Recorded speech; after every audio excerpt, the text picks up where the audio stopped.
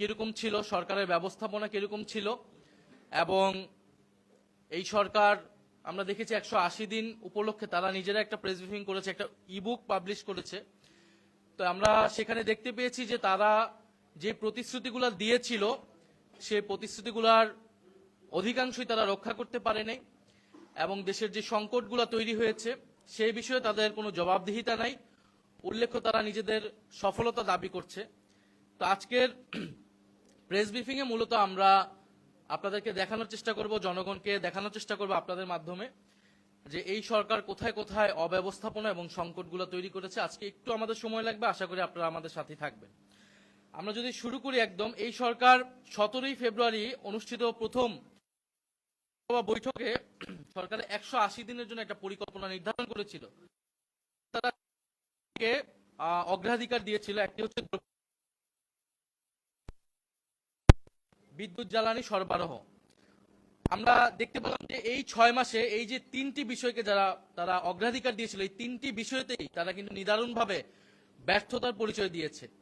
দ্রব্যমূল্যের জায়গা যদি আপনি বলেন, নিত্য প্রয়োজনীয় দ্রব্য যেগুলো আছে 10 থেকে 15 টাকা করে করে সবগুলোতেই বেড়েছে, চাল ডাল ব্রয়লার মুরগি থেকে শুরু করে, এবং জীবনযাত্রার যে ব্যয় সেটা কিন্তু ঊর্ধ্বমুখী, এবং নিত্যপণ্যের বাজারে যে সিন্ডিকেট সেটা ব্যাপকভাবে পুরোদমে সক্রিয় রয়েছে। আইন শৃঙ্খলার উন্নয়ন আমরা ডেটা দিব, তখনই আপনারা দেখতে পারবেন যে 6 মাসে বিগত 6 মাসের তুলনায় অন্তর্বর্তী সরকারের তুলনায় আইন শৃঙ্খলার পরিস্থিতি আরো কিভাবে খারাপ হয়েছে। এবং বিদ্যুৎ জ্বালানি সরবরাহ এটাও আমরা দেখাবো, এবং এটা আসলে বলার অপেক্ষা রাখে না। আমরা জানি না এই প্রেস ব্রিফিং চলাকালীন সময় আসলে বিদ্যুৎ থাকবে কিনা। আমরা যদি একটু সামনের দিকে আগাই, আমরা যদি প্রথমে জ্বালানি থেকে শুরু করি, আমরা যদি অর্থনৈতিক অব্যবস্থাপনা যাই, যেখানে মূলত আসতেছে জ্বালানি সংকট এবং দ্রব্যমূল্যের ঊর্ধ্বগতি। জ্বালানি তেল সংকটে আপনারা জানেন যে এই সরকার আসার পরে মার্চ এপ্রিলে পাম্পগুলোতে ভয়াবহ পেট্রোল এবং ডিজেল সংকট শুরু হয়েছিল, এবং সংসদে তখন জ্বালানি মন্ত্রী তিনি প্রথমে দাবি করেছিলেন যে কোনো তেলের সংকট নেই, জ্বালানি সংকট নেই, এগুলা হচ্ছে পরিকল্পিতভাবে করা হয়েছে।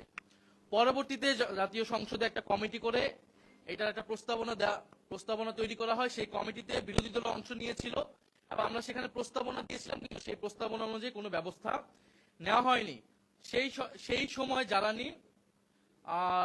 জ্বালানি তেলের দাম রেকর্ড পরিমাণে বৃদ্ধি করা হয়েছিল। আমরা অকটেন হচ্ছে 20 টাকা লিটারে, পেট্রোল 19 টাকা, কেরোসিন 18 টাকা এবং ডিজেল 15 টাকা। এবং এই মূল্য বৃদ্ধিটা পণ্য পরিবহন, সেচ, কৃষি সহ আমাদের আরো অনেকগুলা সেক্টরে এটা সরাসরি প্রভাব বিস্তার করেছে। এই যে সংকট, এই সংকটের পিছনে আমরা দেখেছি যে স্থানীয় নেতাদের প্রশ্রয়ে সিন্ডিকেট গড়ে উঠেছিল। পাম্পের ভূগর্ভস্থ ট্যাঙ্কে তেল মজুত করে রাখা হয়েছিল। অভিজ্ঞতাহীন প্রভাবশালী গোষ্ঠীর সরবরাহ ব্যবসায় প্রবেশ করেছে, এবং উচ্চ কমিশনে বিপিসি এবং পেট্রোবাংলায় পাইকারি বিক্রি শুরু হয়েছিল। এবং অর্থাৎ জ্বালানি ক্রয়ে স্বচ্ছতার প্রশ্নটা অনুপস্থিত ছিল। এবং বিভিন্ন জায়গায় আমরা দেখেছি পাম্পের মজুদের ঘটনায় স্থানীয় সংবাদ মাধ্যমে এসেছে, প্রশাসনের অভিযানও সেটা এসেছে। সেই সিন্ডিকেট সরকার কিন্তু ভাঙতে পারেনি। আমরা যদি গ্যাসের দিকে আসি, বর্তমানে দৈনিক গ্যাস চাহিদায় 43% ঘাটতি রয়েছে। দিনে আপনার 380 কোটি ঘনফুট হলো চাহিদা, সেটা এখন 215 সরবরাহ আছে, 215 কোটি ঘনফুট। ঢাকার মতো শহরে দিনে প্রায় 12 থেকে 14 ঘন্টা চুলা জ্বলছে না। বিদ্যুতের ঘাটতির কারণে বিকল্প হিসেবে বিদ্যুৎ সরবরাহের সুযোগও সীমিত রয়েছে। শিল্প কারখানা উৎপাদনের জন্য অন্তত 3 থেকে 4 PSI প্রয়োজন, অর্থাৎ কিন্তু বিভিন্ন এলাকায় গ্যাসের চাপ প্রায় শূন্যে নেমে এসেছে। এবং এই বিপুল ঘাটতি সত্ত্বে সুপরিকল্পিত কোনো সমাধান হাজির করা হয়নি, বরং সংকটকে পুঁজি করে স্পট মার্কেট থেকে বেশি দামে ক্রয়ের আয়োজন করা হচ্ছে। আমরা যদি দেখি যে গ্যাসের চাপে শূন্য নেমেছে যে শিল্পাঞ্চলগুলোতে, আপনারা জেলাগুলোর নাম দেখবেন আশুলিয়া, সাভার, গাজীপুর, কালিয়াকৈর, ময়মনসিংহ সহ প্রায় অনেকগুলো জেলায় গ্যাসের চাপ শূন্য নেমে এসেছে। হবিগঞ্জে একসাথে উৎপাদন বন্ধ হয়েছে 171 জেলা। নারায়ণগঞ্জে উৎপাদন বন্ধ হয়েছে 450টি ডাইনিং কারখানা। এবং বিজিএমএ সদস্য কারখানা যে রয়েছে তাদের প্রায় 30 থেকে 35% তাদের সক্ষমতার তুলনায় কম উৎপাদন তারা করছে। এবং এটা বিভিন্ন পত্রিকা রেফারেন্সে আমরা পেয়েছি। গ্যাস সংকটে শিল্প উৎপাদন ব্যাহত হচ্ছে। আমরা যেটা বললাম, বিজিএমএ সদস্য কারখানা 30 থেকে 35% কমেছে সক্ষমতা, এবং সব খাত মিলিয়ে 2 মাসে গড় উৎপাদন 24% হ্রাস পেয়েছে। কাঁচ, ইস্পাত, বস্ত্র তৈরি, পোশাক কারখানা সহ গুরুত্বপূর্ণ বিভিন্ন সেক্টরে এটার জন্য ক্ষতিগ্রস্ত হচ্ছে। গ্যাসের কারণে প্রয়াগও সরে যাচ্ছে, এবং আমরা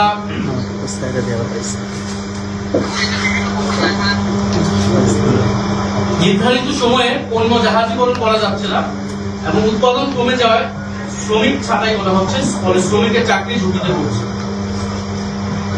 আমরা বিদ্যুতের ক্ষেত্রে দেখব, এই সরকারের অঙ্গীকার ছিল নির্বাচিত হওয়ার পরে, তারা বলেছিল যে ক্ষমতা গ্রহণের 3 মাসের মধ্যে বিদ্যুতের দাম বৃদ্ধি, 2 বছরের মধ্যে কোনো বিদ্যুতের দাম তারা বৃদ্ধি করবে না। কিন্তু বাস্তবে আমরা দেখলাম যে 3 মাসের মধ্যে তারা বিদ্যুতের দাম বৃদ্ধি করলো। পাইকারি পর্যায়ে 19.88% এবং গ্রাহক পর্যায়ে গড়ে 16.68%।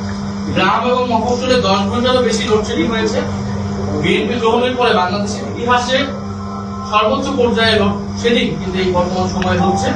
এর সঙ্গে যুক্ত হয়েছে ভুতুরে বিদ্যুৎ বিল, যেখানে বিতরণ কোম্পানিগুলো সিস্টেম লসের দায় গ্রাহকগুলোর উপর চাপানো হচ্ছে, এবং এই সংকটের সমাধান না করে বিদ্যুৎ বিভাগ উল্টো ভুতুরে বিলের এই অপপ্রচারের জন্য শাস্তির হুঁশিয়ারি দিয়েছে। আপনারা দেখবেন যে একটা বিজ্ঞপ্তি দিয়ে তারা এটা যারা সমালোচনা করতেছিল তাদের বিরুদ্ধে হুঁশিয়ারি দিয়েছে, এবং পরে সেটা বাতিল করেছে।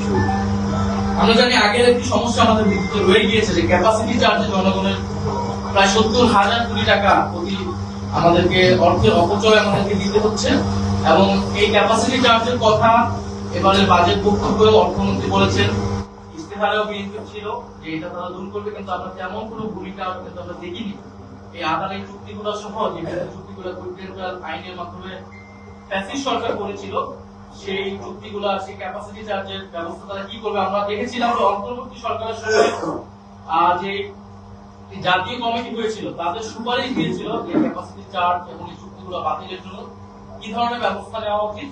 সরকার কিন্তু সেই সুপারিশগুলো মানছে না, এবং নিজেও কোনো এই ধরনের কমিটি বা কোনো ধরনের ব্যবস্থা দিচ্ছে না।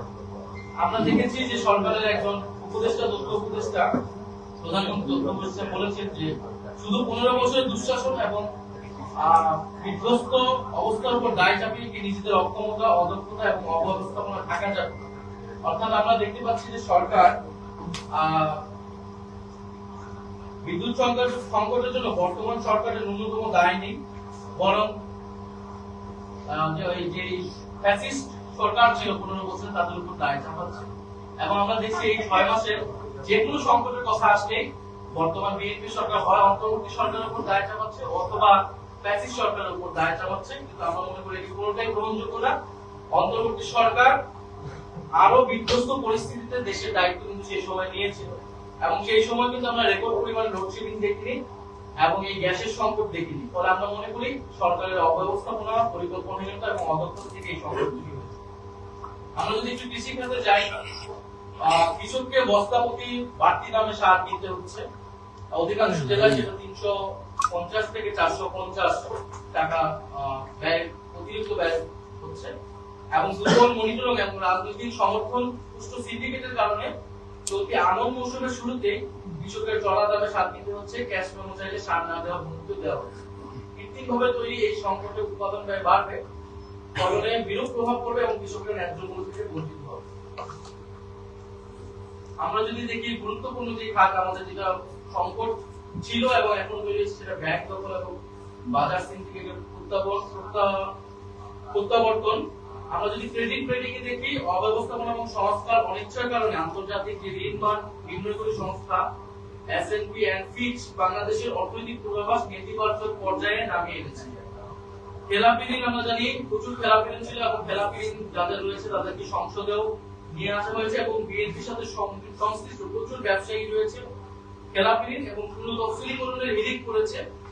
শীর্ষ নেতাদেরও ফোন করে ব্যাংকের কর্তা ব্যক্তি রদবদল করছে। আমরা দেখেছিলাম ব্যাংক রেজলিউশন অ্যাক্ট 2026 এর 18 ক ধারা অলিগারদের ফেরত, মানে 18 ক ধারায় সংশোধন করে অলিগারদেরকে ব্যাংক দখলের সুযোগ তৈরি করা হয়েছিল। পরে বিরোধী দল এবং জনগণের প্রতিবাদের কারণে সেটা প্রত্যাহার করা হয়। এছাড়া ঋণ প্রবৃদ্ধি বাড়ছে, শেয়ার বাজারে আমরা দেখছি অভিযোগ এসেছে, এবং সবচেয়ে গুরুত্বপূর্ণ হচ্ছে যে ব্যাংক লুটেরা তাদের প্রত্যাবর্তনের সুযোগ করে দিচ্ছে, বিশেষত আর্থিক খাত ধ্বংসকারী লুটেরা অ্যাসালম গ্রুপকে ব্যাকডোরে ব্যবসায় ফিরিয়ে আনার চেষ্টা করা হচ্ছে। সম্প্রতি অ্যাসালম গ্রুপের মালিকানাধীন এসএস পাওয়ার অ্যাক্ট লিমিটেডের পক্ষে এলসি করার জন্য প্রায় 32 লক্ষ মার্কিন ডলার ছাড়ের অনুমতি দিয়েছে বাংলাদেশ ব্যাংক, এবং বিদ্যুৎ উৎপাদন সচল রাখার যুক্তিতে কেন্দ্রীয় ব্যাংক বিশেষ অনুমতি প্রদান করেছে। সরকারের আরেকটি